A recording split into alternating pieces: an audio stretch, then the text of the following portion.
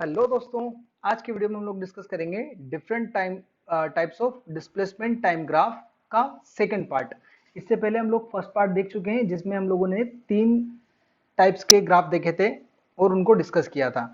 और बाकी जो ग्राफ्स अपने पास में बचे हुए हैं वो हम लोग इस वाले वीडियो में डिस्कस करेंगे।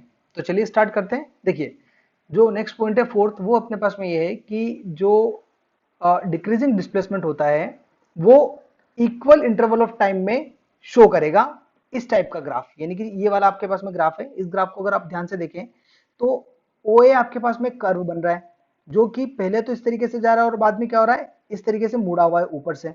अगर आप इसके हर एक पॉइंट पर टाइम और डिस्टेंस को देखें, आई मीन डिस्प्लेसमेंट को देखें, तो देखिए टाइम ये हो रहा है, टाइम तो कंटिन्यूसली बढ़ रहा है, लेकिन जो डिस्प्लेसमेंट की वैल्यू है वो धीरे धीरे धीरे ऊपर जाके अगर आप यहाँ पे देखोगे और भी, तो वो डिस्प्लेसमेंट की वैल्यू क्या हो रही है, कम होती जा रही है।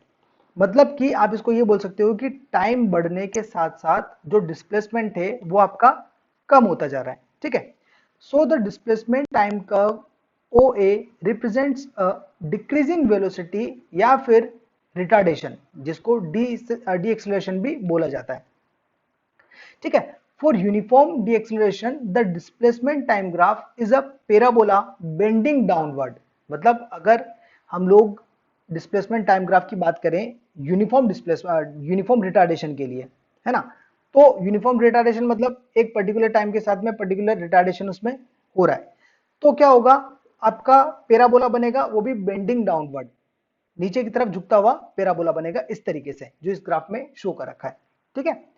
अब उसके बाद में अगर अपन नेक्स्ट पॉइंट की बात करें तो देखिए नेक्स्ट पॉइंट क्या है अपने पास में, इन फिगर 3.40, मतलब कि ये वाला फिगर अपने पास में 3.40 है।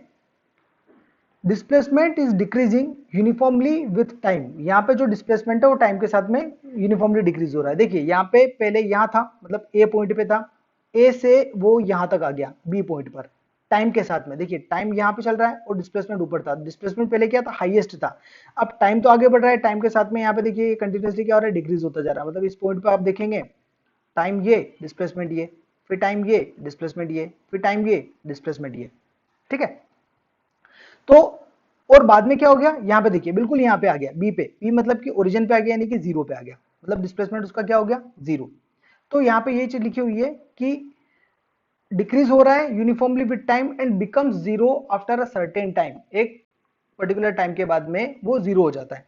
Displacement time graph has a negative slope. इसका जो है नेगेटिव स्लोप आएगा क्योंकि यहाँ पे जो थीटा बनेगा वो ग्रेटर देन 90 डिग्री बनेगा। यहाँ पे ये देखिए थीटा यहाँ पे लिखा हुआ है ग्रेटर देन 90 डिग्री। ठीक है।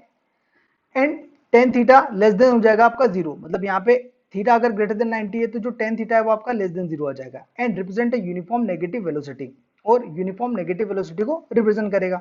ठीक है। It indicates that the body is returning back to its original position when a uniform with a uniform velocity. इसका मतलब ये होता है कि एक यूनिफॉर्म वेलोसिटी के साथ में जो बॉडी है वो अपनी ओरिजिनल पोजिशन पे रिटर्न हो रही है। ठीक है। तो ये चीज अपने को इस ग्राफ से समझ में आती है। अब उसके बाद में नेक्स्ट अपने पास में 3.41 ग्राफ है ये वाला। अगर आप इसको देखें तो देखिए the displacement of the body becomes negative after time T. मतलब यहाँ पे क्या हो रहा है, ए से चलना स्टार्ट किया, बी पे आया, मतलब जीरो हो गया, जीरो के बाद में नेगेटिव डायरेक्शन में चला गया। ठीक है। तो ये क्या हो रहा है, आपका नेगेटिव शो कर रहा है। And then increases in magnitude, magnitude में इंक्रीज हो रहा है विथ टाइम के साथ में। Correct. It indicates that the body returning from position A moves past the original position B and then moves towards C with a uniform velocity। मतलब यहाँ पे देखिए A से स्टार्ट किया, B पे गया और फिर C पे चला गया, इस तरीके से वो जा रहा है। तो यहाँ पे क्या हो रहा है कि जो डिस्प्लेसमेंट है बॉडी का वो क्या हो रहा है, becomes negative after time T। Negative हो जाता है पर्टिकुलर टाइम के बाद में। मैग्नीट्यूड बढ़ेगा लेकिन उसका डायरेक्शन जो है वो अपोजिट शो करता है।